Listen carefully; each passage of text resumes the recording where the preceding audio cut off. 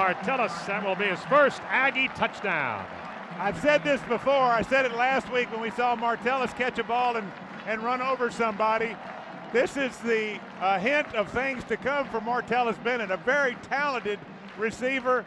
He catches this out in the flat. There's no gain, and he just splits the defenders and then runs over a guy and sticks it in the end zone. Nice play by Bennett. Just split the defenders and then carry a couple of them into the end zone for the touchdown. Now the extra point with 6:51 to go is up, and good again by Pegram.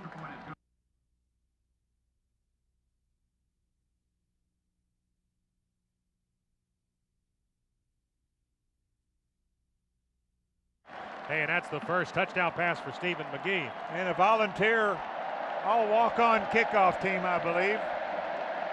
Yep.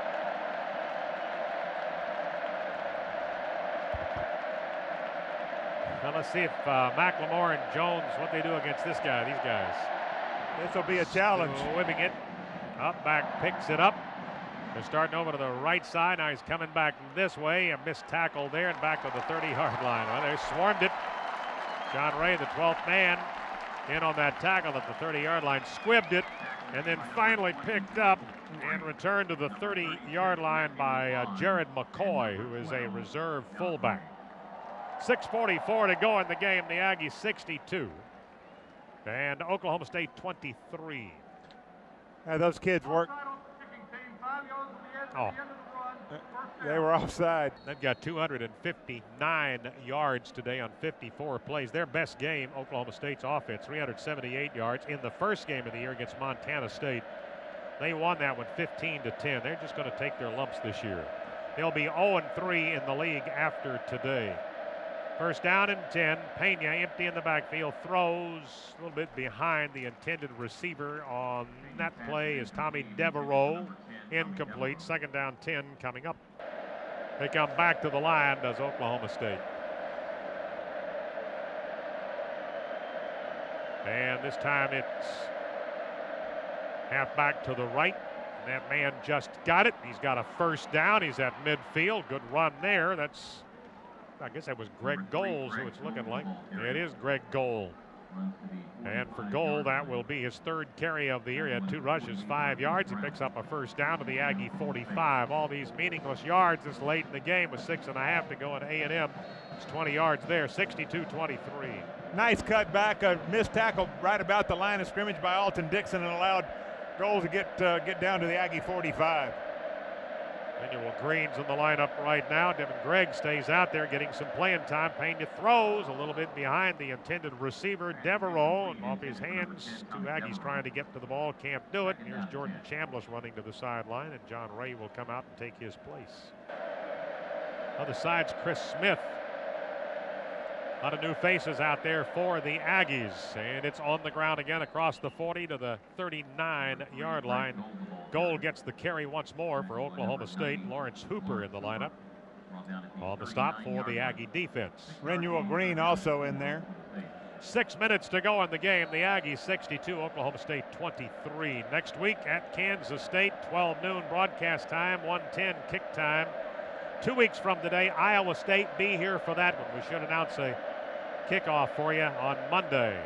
Pena throws, and he got it. Oh, it was picked off, and that is Renuel Green. An interception diving right in front of the intended receiver, DeJuan Woods. The Aggies just got their 3rd of the day. First down and 10. Stephen McGee stays at quarterback. Jay Lucas is the tailback, play action. Now they'll throw to Alexander out of the backfield, bobbles it, broke a tackle at the 40, close for a first down as they roll him. It is a first down. Alexander at the 45-yard line. First and 10, the Aggies with 5:29 remaining. 62-23 A&M. 5:20 now, clock rolling. There was a bit of history, and I don't know if we got this on during the last game or not. Had it on during the fan zone. There's motion from the Aggies as they start the play. And it is Jaworski Lane again. He'll be close for a first down. He'll get about 9 on that one. It'll be second down and a yard coming up. 29 years ago tomorrow, Tony Franklin of the Aggies kicks field goals of 64 and 65 yards against Baylor right here on this field, both of which break the previous record long kick. It's 29 years ago tomorrow, that page out of Aggie history. They'll start the option. McGee running to the left, and he will keep it. Stiff arms the first man that gets to him. 1, 2, 3 guys jump on his back. He didn't quite get back to the line of scrimmage, and the clock will continue to work in favor of A&M. 4 minutes and 15 seconds to go. They're bringing in the big boys. It's 3rd and 1.5. 1, 2, 3, 4 touchdown passes. 4 on the ground today, rushing touchdowns for A&M. Here's 3rd down. Jaworski Lane. Oh, tripped up. Didn't get back to the line of scrimmage. They stop him shy of the 45-yard line. Somebody got an ankle tackle on him and tripped him up. Down to the 3-minute mark right there before the snap. Yeah, that's what they did. They took a delay of game. Yeah. Good well, kick. don't waste that one. Kick that into the end zone. Well, that one's too far. Delay a game against the Aggies. By the way, one of the 9 total overtime games Texas A&M has played was against Oklahoma State. Remember that one, Dave, here on this field in 1997? Aggies prevailed 28-25. It was a night game. Yes. And it was the first overtime game A&M ever played in. And I remember as the Aggies came charging back, some folks had left the stadium. And then you look up at that southeast corner, and they were rushing back in. Remember that? They were packing back into the gates, trying to get back into the stands to watch the game. All right, they'll back the Ags up by 5. Good snap. They're coming up the middle again, and he has kicked this one off here to the right side. And there's from the 11-yard line. The return is back to the right, spilled as he goes across the 10 to 15, rather, back out to about the 18-yard line. It should be Devereaux on that return, and it is 40 yards on the kick. Halftime score was 27-17, the Aggies. They've managed 6 in the second half. Screen, left side caught, 20. And they will run that out at the 28-yard line. Catch made by Greg Gold. He's been busy all of a sudden. He's getting a lot of opportunities to participate in this game late. That's a first down on the screen to the left. 2:37 to go. That play went into the sideline. Pump fake. Pena screen at. Oh, Trey! Almost had it. Trey Brooks had one, and he probably would have taken it to the end zone. Oh, he was upset with himself that he didn't Oh, get he it. is. Oh, he saw that coming. Good read. He read the screen pass and jumped in front of the receiver and just got so excited he dropped it. Well, last year's game, not at all like this one. Last year, both teams were ranked. A&M 23, Oklahoma State 15. OSU was 5-0 at that time, and the Aggies won it up in Stillwater. That Gold again. Gold will be close for a first down across the 35 to about the 37. It was not a first down. The official over there was going to stop the clock. It did get stopped. Well, it should have. He was moving the chains. Now they're rolling the clock again. Well, that cost the Aggies about 10 seconds. 2:20 to go in the game. Second down and a yard, Oklahoma State. They'll come out with an eye. Tight ends on the right. They've got a flanker in that direction. Split in this side. Fullback goes in motion. And Greg Gold, the handoff. He gets a first down to the OSU 43-yard line. First down and 10. They'll go empty in the backfield. Will Oklahoma State with Pena, Al Pena, their quarterback. Throws, almost intercepted out near midfield. Aggies will get a win here today. And got some good things going. Allowing just 6 points here in the second half, after giving up 17 in the first half. Goal on somewhat of a delay on the handoff goes to midfield. Here we go on a third down and about 3.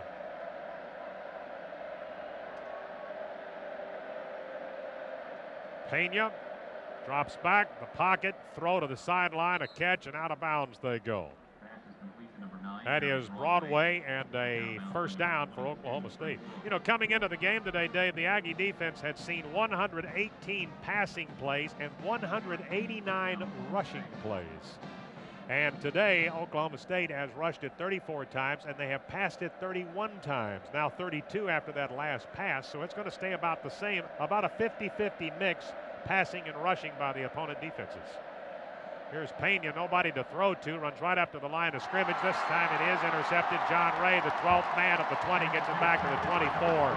Good for him. Good read.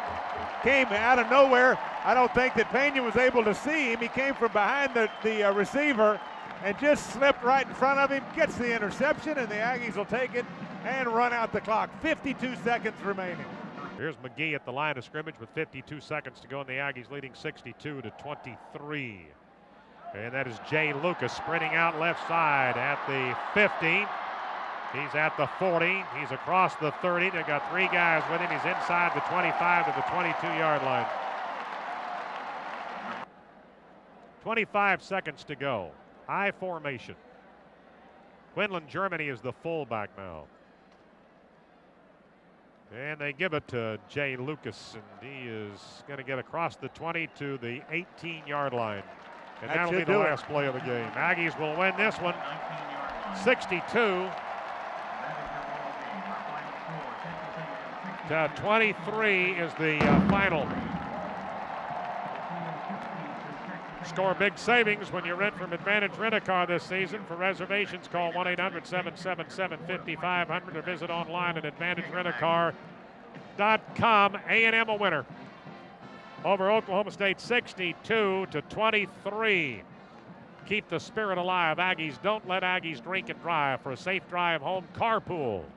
Carpool, caring Aggies are protecting our lives. Carpool, 693-9905. This is the Texas Aggies Sports Network.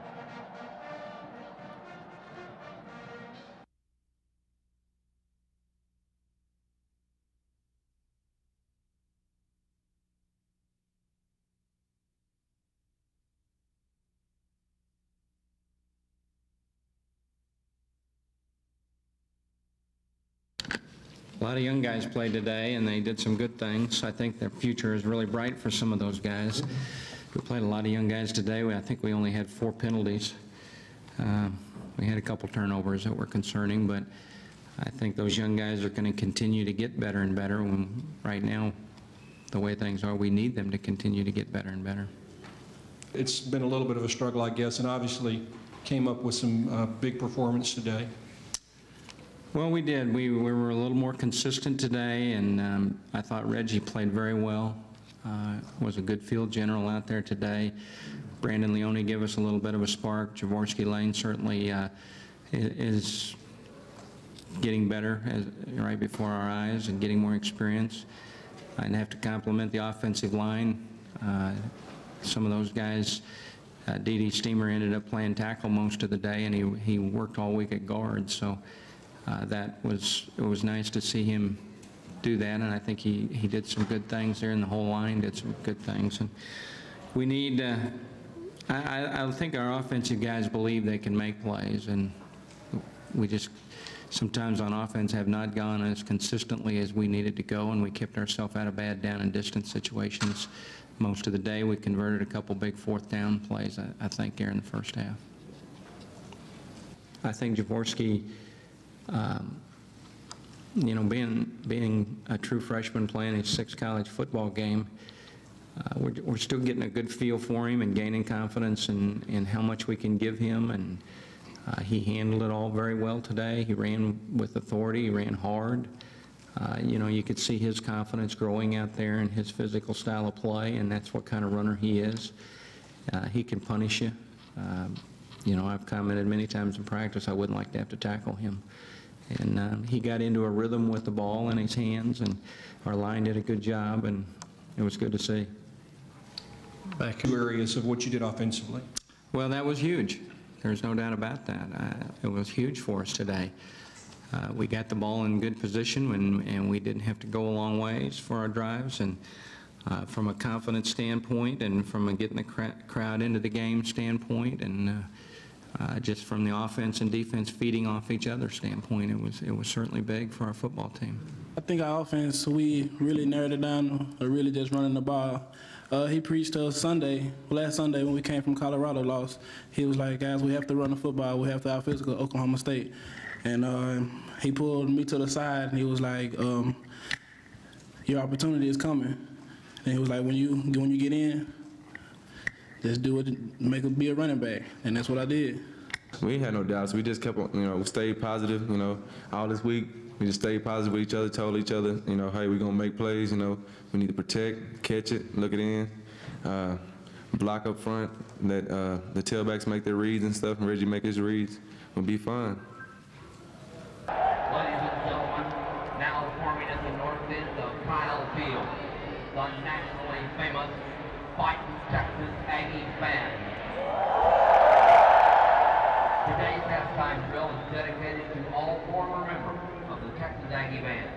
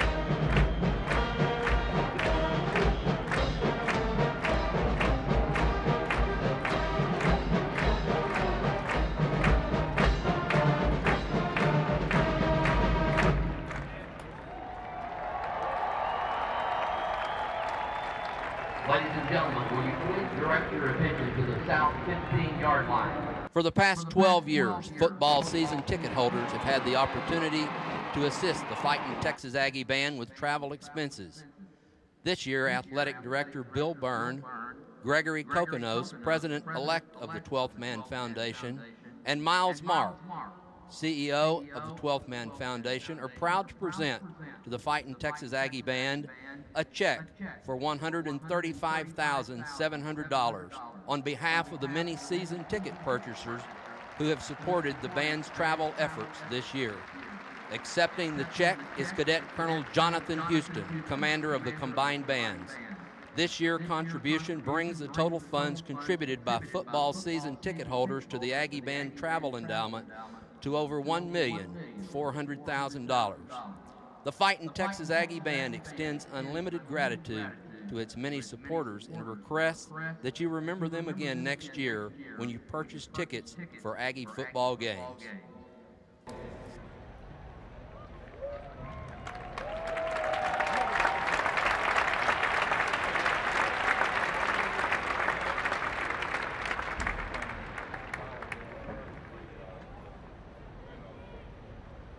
Ladies and gentlemen, will you please join the Fighting Texas Aggie Band, the Texas A&M University Singing Cadets, and the Texas A&M University Corps of Cadets Color Guard as we salute America and the men and women who have served and currently serve in our nation's armed forces.